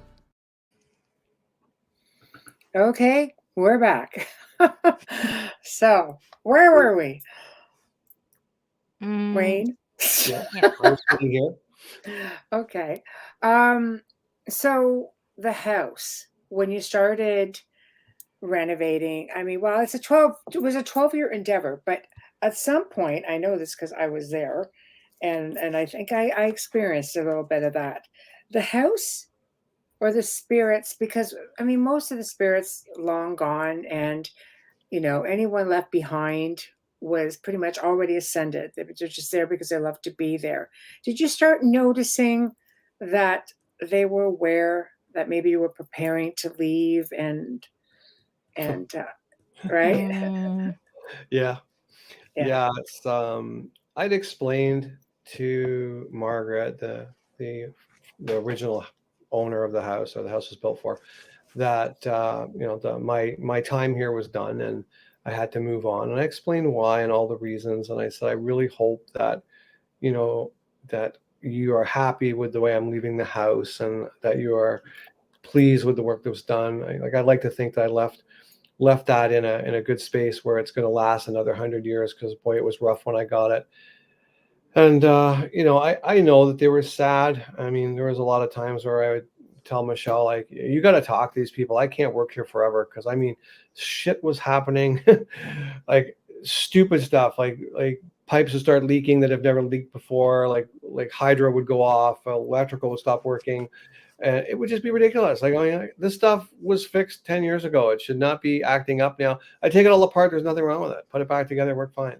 Just wasting time. So yeah, I think they were sad to see me go, but at the same time, like I can't go on forever. I painted the house last summer and literally took 2 months to paint it, all the outside trim and stuff. I needed one of those telescopic man lift trucks to drive around the house and up and down 3 stories. It was evil, just evil. Yeah. Last 10 years, I'll be 70 years old the next time it needs doing, and I am not doing it, right? Understood. Tamara, to your question, no, because I would explain to them to ridiculous lengths. I swear, I would call a family meeting in the dining room and I would say, can I talk to all these different people? Can you come to the dining room? I want to explain to you what I'm doing in the next 3 weeks. I'm not destroying your house. I'm pulling the whole dining room ceiling down. I've got to repair this. I've got to repair that. So if you see me taking a hammer to your ceiling, please don't panic. I'm going to put it back. I just need to make it better than what it is right now. Well, they're highly intelligent people. Never had a problem with them interfering with my tools going missing or getting pushed or shoved or anything like that. And that was based on a question that says, when you renovated, did the activity ramp up? That's right. Right. Okay. While we're on that topic, though, they were very instrumental in helping as well. I'd often ask questions. Michelle was there with a pendulum one time, and I said, I need to know some things about this house. Can you help me? And she got her pendulum out, and we found where doorways should have been, where kitchen doors should have been, where walls were put up where they shouldn't have been. It was quite incredible. When we started digging into the house, sure enough, that was exactly the case. Pretty incredible. Yeah, it did have a voice in many different ways. Here's a comment, Bubbles. Nice. Says, story. I was born with a heart condition and I've been close to death throughout my whole life. I was told that I have one foot in this world and the other in another world. That makes a lot of sense for me. Well, I hope everything gets better for you, Knights. Yeah, me too. I've always been told I've walked both sides. Yeah. I'm pretty healthy. So you're probably gifted. When my mother probably gifted. Close to passing, it went on for quite a bit. And in hindsight, I mean, it sounds morbid, but I kind of wish I could have videoed it or at least recorded some of it, because some of the stuff that she said was absolutely incredible. And she would have no way of knowing any of this stuff. It was just wild. She was, very, I won't put her down by saying she was simple, but she certainly didn't get involved into this kind of stuff that we're into talking about tonight. And one night I came in to see her in the hospital, and she was quite comfortable. She saw me come in and she said hi. And I went to walk around the bed to see her, and she said, "Oh, don't go that way." She goes, "There's a watcher standing in the corner, and I just don't want you getting near him. Just come around this side and sit on this side." I'm like, a watcher? Are you kidding me right now? My 93-year-old mother is talking about a watcher in the bedroom. Are you kidding me right now? It's amazing what they can see. Yeah, so definitely 1 foot on one side and 1 foot on the other. Your mother was like seeing all kinds of things. When you have somebody who's like close to passing, or who, they may not even realize it, but when they start listening to some of the things that they're saying, they're going to tell you, they're having paranormal experiences. They are communicating. They are seeing things. I laugh at some of the stories that you would talk about, because she thought she was waiting on a train platform with her baggage and couldn't leave. Like the night you saw her, she should have passed. She passed. Oh, I'm sure she did. Without a doubt, I'm sure she did. Yeah. I got a call from the hospital, and they said, it's close, can you get here? So I left work and I got up to Bracebridge, 2 hours away. I got there about 3 a.m. and I went in and she was there, and I just sat down, and she kind of looked at me, and she was gray and very old looking and very sad looking. And I said, "You all right?" And she said, "I'm fine. I'm just cold. I'm tired." And I said, "Okay." So she held my hand. I sat there for a while, and then she just did that whole, that was it. So I'm there, hold her hand went limp, and I'm like, okay, that's it. I guess that'll be the end of that story. And then I'm kind of getting comfortable with the whole idea. And then she goes, and Wayne goes, "Ah!" So my mom survived. I almost dropped dead on the floor. Yeah. I was not expecting that at all. Takes a while for that last breath. But when she came out of that whole thing, completely different person, night and day, like nice, wanted to share her things with people, was interested in what you had to say, and was complimentary to everybody. And I'm just like, hated sharing. Yeah, well, that other side kind of woke her up, well, literally. I think Oh, honestly, it got Amelia, better. what happened was I think she Yeah. got over there, and the Yeah. guy went, right, what's all that stuff behind you? And she went, oh, that's all this baggage I got to bring. And they went, no. You stay here until you get rid of the baggage, or you're going to be stuck with it forever. Fix it. Yeah. Yeah. So she did. And man, did she ever become a really different person. But from that point on, she was on about the train station like there's nobody's business. They're very polite here, but boy, I would never use this carrier again. Boy, I've been here for hours. They just won't listen to me. They won't take my stuff. I don't know where we're going. I've been stuck here for hours. Crazy. I can't bring my bags. I can't bring It's amazing how they understand things. It's incredible. You But have then to she pay started- attention. Yeah, she started experience with a cat. Oh my God, yeah. What happened? Well, there's two stories with the cat. The first of all was I came in and she was talking to me, and all of a sudden she goes, excuse me for a minute, Wayne. And she looks the other way to cross the bed and she goes, yes, dear, that's a lovely cat, but it's not my cat. My cat has a much longer tail than that cat, but it's beautiful. I'm glad you brought it to show it to me. She's quite lovely. Okay, dear. Okay, you go on then. Yes, Wayne, carry on. Sorry. I'm just like, what? Who are you talking to? You know, it was pretty wild. And then my mom did have a cat. It was named Smokey. And the night that Smokey passed, I didn't know about it. Smokey was staying with a friend of my mom's, and Smokey was elderly. And so my mom was in bed and she couldn't read or anything. She was semi-blind. But she said, later, she goes, she woke up to a woman's voice and she said, the voice said, hi, Mom, it's me, Smokey. She goes, I wanted to let you know I passed this morning, but I'm okay. Oh. I'm on the other side and I don't want you to worry about me. Everything is fine. Oh. So then the woman who had the cat phoned my sister, who was closest to the home she was in, told her the news. And my sister was like, well, I better go over there and let her know because I don't want her hearing about it from someone else. So my sister walks in and my mom's like, oh, hi, Christine. How are you? She says, I'm fine. How are you? She goes, oh, I'm a bit off this morning. I'm not feeling the best. And she goes, why is that? She goes, Smokey came to visit me in the middle of the night, told me she died and she's moved to the other side and she was okay.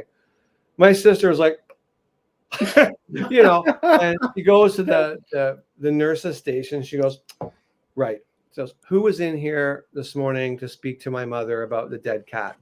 And they looked on the book. She said, well, you're the only person that's come in the last 2 days. So no one. Wow. I think it's fantastic, though. Brilliant. I love it. Yeah, me too. I love it. Brilliant. Me too. Okay, Well, my dad was going through his stuff too. It was very different. Sorry, this is a really quick one. Like he was obsessed with time. So obsessed with time. He was just on the verge of dementia. And he would wake up and he'd look at me and he'd be like, what time is it? I said, it's 7:30. And he goes, what day is it? I said, it's Thursday. And he goes, okay, I haven't missed it yet. I'm still on time. I haven't missed it yet.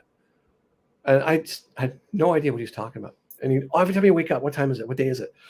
And I think he was so tired of this existence that he was probably on the other side while he slept saying, get me out of here. Like, bring me home, take me home. My body hurts. I'm done. I'm tired. And they were like, we can't bring you home, but we can tell you you're coming on Tuesday at 2:00. Something to that effect. Yeah, I understood. Is what it was, because he was obsessed about it. Because he would be like, is it Tuesday? No. Is it 2:00? No, it's not. It's Thursday, 7:30. You're fine. It's okay. That's the sort of stuff that he went through. And then he passed on Wednesday morning. That is incredible. I've never heard anything like that. Yeah, that is incredible. What I want to do before we tackle another question, because we've talked about this with guests on our show, and usually you're trying to put the story in chat because I say, wait, put the story in chat. It's 3 pages long and you run out of words. I know. So it's like, damn it. So tell everybody about the out-of-body experience you had, or the experience when you died. Your right. near-death Okay. Yeah. Because you try to put it in there, you're trying to explain it. And I'm like, And you run out of words 128 on characters YouTube. isn't going to cut it. Yeah, so Yeah, let's just do it. Let's put it out All there right. because yeah, fascinating to me. All right. It's yeah. fascinating to me. I was really sick. I was working. I worked outside line crew. It was hard job, hard weather. For the phone And company, just for those. and That don't know. Yeah. that year there was a big meningitis scare. Like they were just like overrun with meningitis problems and stuff like that. So it was flashing everywhere. Like if you got a fever and you got this and you got that and you got the other, like just go to the hospital. Do not pass go. Do not collect $200. Go directly to the hospital. Don't show up to work. Yeah, exactly. Yeah, So especially. Yeah. I was not feeling well. I went to the walk-in clinic. I said, like, can you just check me out? Because I want to be sure I'm okay. And they were like, you have every symptom but one. Like, just go home, rest. If your fever spikes, go to the hospital. Don't go to a clinic. I'm like, okay. Went home, went to bed, got up a few hours later, fever's out of sight. Get to the hospital, line up, usual. So I get in, I said, this is what I got. I'm concerned. They were like, yeah, have a seat, be a while. I'm like, yeah, I know. Life is like that. So I'm a very patient individual, but it literally felt like I had an axe in my forehead. Like somebody was like just driving a wedge into my head. I was like, never had a headache like that in my life. And I'd been working a lot and I was under the weather big time. So time goes by, I get up and I walk to the nursing station. And I said, hey, I'm sorry to be a nuisance, but like I am dying. Like I'm literally dying. How long will it be? And she goes, oh, maybe 20 minutes, maybe 30. I'm like, okay, that's fine. And I turned around to walk away and the whole world just did that. And I was like trying to keep up with it, right? And that was it. I don't remember anything else. I don't remember hitting the floor. I don't remember if somebody caught me. No clue, no idea.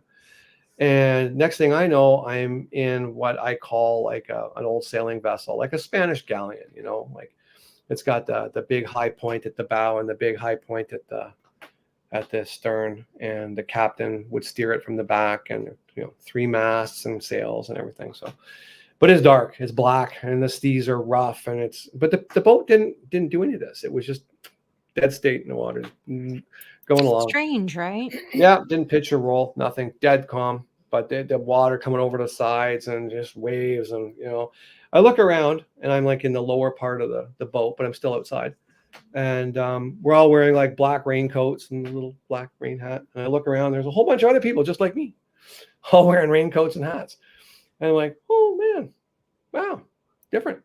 And so I look to the front of the boat, and there's this lighthouse way off in the distance up on a cliff. And you see the beam of light. They usually sweep back and forth. This beam of light came right across the ship, right through the sails, over the masts. And I'm kind of like, where's it going? And I look back, and there's the guy steering the ship is in a black shroud, right? And he's got his hands on the wheel, and that light goes boop, right into his face in that shroud. But you couldn't see his face. It was just like a white ball of light in his face. And I remember looking at that, looking back at the lighthouse and going, oh shit. This is bad. This is really bad. I think I'm dead. And I'm trying to fathom it. Like, and just logically try to like, what's going on? And then in this ear, my right ear, I heard a really sort of benign, pleasant woman's voice say to me, do you want to stay or do you want to go? Just like that. Like, it was not like, dun, dun, dun. Very, very peaceful, quiet, benign. And I didn't even get a chance to answer. I just thought about my kids, and I'm back. I'm in a hospital bed. I'm like, like just in pain. Like I'm in so much pain. It's like unbelievable. The first thing I hear is the nurse say, I have a pulse. Oh, crap. Yeah. And I'm just laying there going, I want to die. I've never heard a freaking story like that in my life. Right off the bat, thinking river Styx. Yeah. Wow. Like, I said to them afterwards, Yeah. they came in and she goes, how can a guy like you with such great big veins have nothing in them? I'm like, I don't know. I just have a bad headache. Can I get something for pain? She goes, not until the doctors double check you and everything. I'm like, okay. Yeah. So they kept me in overnight and they came in the morning. I'm like, okay, real talk, right? Did I die last night? And they're like, no, you didn't die last night. You just passed out. I'm like, I don't believe you. The If they pulse, didn't they have would've gave it anything away. on, yeah, exactly. And that's something that I heard when you hear, I've got a pulse. You'll hear that from a lot of people who have NDEs. Yeah. What you don't hear is how you deaf the NDE. Mm. That is the only time I've ever heard that story is from you. I've never The only heard thing I anyone know say about that. being in the hospital is unless you're dead, you don't stay in. They're just No. like, here's Tylenol, go home. Yeah, they don't And keep you. they kept me overnight. They wouldn't let me go till the following night. Like, if there's nothing wrong, then why did you keep me? It's so curious. No, they don't Mm. keep. John gave Sabrina her kidney, and he was home the next day, 24 hours. Michelle's What I like, mean, "What?" right? I'm like, "Yep, going home. I don't know Apparently, how I I'm going to passed do out in the this." hospital room and they kept me for a day. That's because you passed out. If you need them, they will keep you. If you Mm. don't need them and someone's at home to check your temperature and your vital, that's it. It's Yeah. a different world. All right, last Okay. question of the night. Yes, Stevie, no wonder. Do you think if a person has an attachment and or mental illness / trauma before passing, do they carry that on the other side? I don't know if you're aware, Stevie, that's about 3 questions, but yeah, I'll sum it up as Michelle will do it. Yeah. well, no, I'll start. Everybody can chime in. Yeah, no problem. I think it depends how you die. If you die and you're fully aware that you're dead, you'll leave it all behind. But if you die suddenly and you're not aware, you could very easily, if you get grounded, it'll stay with you, in my opinion, because I've seen it multiple times. I'm sure Amelia has. Thoughts? Yeah, an attachment doesn't follow into the heaven side of things. No, but Attachments, but it can in the karmic soul. That's the whole thing. This question can also be answered in a karmic way. If that's something that still has to be repeated and finished, again, the unfinished business, you can go into stories of generational curses and all other things as well with that. it's pretty convoluted. Yeah. But let's just talk the attachment for a moment. This is what I try to warn people who like to play with things, and they end up with something and they think it's no big deal. These attachments, depending on what type of entity it is, for example, take that very seriously. The end prize, of course, is essence, yours. So we have seen spirits with attachments who are being fed off of or who cannot cross over because these things don't allow it. So be careful what you wish for in life. Be careful what you do. And because even if you're aware of your passing and you have a non-human attachment, an entity, you can pass and be fully aware. If it's got a hold of you, it's called an attachment for a reason. If you're stuck, Yeah. it can keep you there, and they've been known to torment spirits who are grounded. So It grounded, yeah, but passing to the other side, you can't there go you well. can't go The over other with it side, with the attachment. the Yeah. other side can be simply grounded. You're in the Yeah. physical, but you're in the ether. I think if you mean completely crossing over into the light, no, none of that goes with you. I don't think you can take it through. Wayne's story with his mom was a prime example of that. Do you have any last Absolutely. words, Wayne? Oh, many. All right. All right, go nuts. I think it's one of the things I wanted to talk about that you and I had just recently talked about. Nothing so much to do with the paranormal, but just in the state of the world right now, is energy. And Michelle and I talk a great deal about energy and how that we're energetic light beings on a physical and material journey. We're here to learn from that. And I think what I'm noticing right now in the world, like there's so much short-temperedness, so much anger and frustration and all that. And it's no wonder, because as energy beings, we draw our energy from basically a soup bowl of energy. And if all we ever put into that soup bowl of energy is negative energy, well, eventually that's all we can draw from. So it gets bigger and bigger and bigger and worse and worse and worse. Like it's like peeing in your stew. If everybody does it, it just tastes like pee after a while. So I think for me, I'm trying so hard to put out a lot more positivity than being upset all the time. And I think if everyone can just take a breath just for a minute and just like, oh, that flower is really pretty, or look at that little cat, or that's really sweet, or something nice that goes into our cosmic energy food source. And we can't just go get another cosmic energy food source. We can't. So if we ruin that, then our soul being, our energy being, has nothing to feed on. So we're kind of screwed. I agree. I think that's a nice way to end off, try to have happy thoughts, raise your vibrations, and positive vibes attract other positive vibes. Careful what you put into the collective. Make sure it's all, really positive things, and that's what will come back to you. So how does everybody find you? They can't. I hide. He's not on Facebook. Yeah, I don't do social media at all. No. Oh, man, that's not fun at all. Right. Zero. But Right. you can find me at my website, which is just www.waynemallows.com. My email is pretty simple. It's wayne.mallows@hotmail.com. And fire me an email. If I don't get back to you, maybe I went to the spam mail, shoot me another one again. I'm busy, but I'm not that busy. I try to get back to everybody that I can. Now you're not on social media. No. Lucky man. Sorry. Lucky know. man. That's a big negative. I know. And so if anybody wants your books, they will get to you through Email. waynemallows.com. Just go to the website, read them over, see if you dig them. If you dig them, shoot me an email, and Right. we'll figure out how to get you a book. Here in Canada, postage, we want your arm for postage, so just be aware of that. Like, I don't make Yeah. any money on the postage, nothing. That's just what Canada Post charges Mhm. us to ship it out. Right. Okay. Well, guys, it's the end of another awesome segment. So big thank you to our special guest and, my compadre, Wayne Mallows, and author of the Vampyre Tales. So check him out. Go to his website. You get to see and read the first chapter of all 4 books. And Tune in then next month. We're going to talk about the comparison of nails and screws. there we go. So big thank you to Folgers Coffee for sponsoring us tonight and every night. We appreciate you so very much. And thank you for continuing to be a part of our journey. Also, big thank you to Dr. Snick, aka Justin Snicker, the Sonic Surgeon, for providing us with your music and your voice for our intro and our outro. Big thank you to Steve McGinnis for the artwork for our banners and all of our promo here. Thank you. Thank you.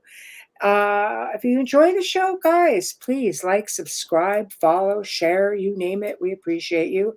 If you want to be on the show or you would like to see someone on the show, or maybe there's a certain topic you would like to see addressed, please just email us at theouterrealmcontact@gmail.com, theouterrealmcontact@gmail.com, or go to the Outer Realm Facebook page and just click email. It will take you right to us. Tomorrow night, we welcome our dear friend, our producer, owner of United Public Radio Network and UFO Paranormal Radio Network, Joe Montaldo. And we're going to be talking about a lot of stuff going on with the new whistleblower stuff. And I've also started doing a little bit of research on another type of extraterrestrial. And it's relative, well, maybe not new, but it sure is new to me. So a little bit of confusion with them, and maybe we're confusing grays with these specific. I know. Well, there's some that are not as love and light as the others. So I was like, I want more info. So I think Chris is going to pick Joe. I know, right? Nightmare Of course, we're going to Thursday. pick Joe's brain a little bit. So, and we Yeah. never know with Joe which way it's going to go. But I know it's always interesting and a lot of fun. So here's a couple more promos, and then we will sign off. And I hope you guys have a terrific weekend. Not a weekend. It's only Wednesday. Darn it! Somebody forgot to tell me it wasn't Thursday. Wait a minute, is it Friday? Did I lose I just the finished day? talking about our guest tomorrow night. I've had a long day, people. I'm just going to leave it right there. We'll see you all tomorrow night. Chat. Here we go. All right, everybody, it's time for you to get out and nominate your favorite podcast. Yes, it is that time of year again. There's a show I want you to consider for the People's Choice Podcast Awards. UFO Undercover in the category of entertainment. UFO Undercover brings you some of the most revealing and current research that is being done with respect to alien abductions and contact. Host Joe Montaldo has been an abduction researcher for over 35 years and is uniquely qualified to bring you live interviews with some of the most well-known researchers in ufology. Go to podcastawards.com to nominate UFO Undercover in the category of entertainment. That's podcastawards.com, and please take a moment and get out and vote now. All right, everybody. It's time for you to get out and nominate your favorite podcasts. There's an amazing show I want you to consider for the People's Choice Podcast Awards. The Outer Realm in the category of Best Female Hosted Podcast. The Outer Realm is a very popular show hosted by Michelle Desrochers and Amelia Pisano, which boasts millions of listeners each week who are well known for and have been complimented on their very laid-back, roundtable style of interviewing. Together, this dynamic duo brings you the best of the best with guests from around the world who are well-versed within their respective fields of ufology, paranormal, esoteric, and other areas of high strangeness, and more. So go to podcastawards.com to nominate The Outer Realm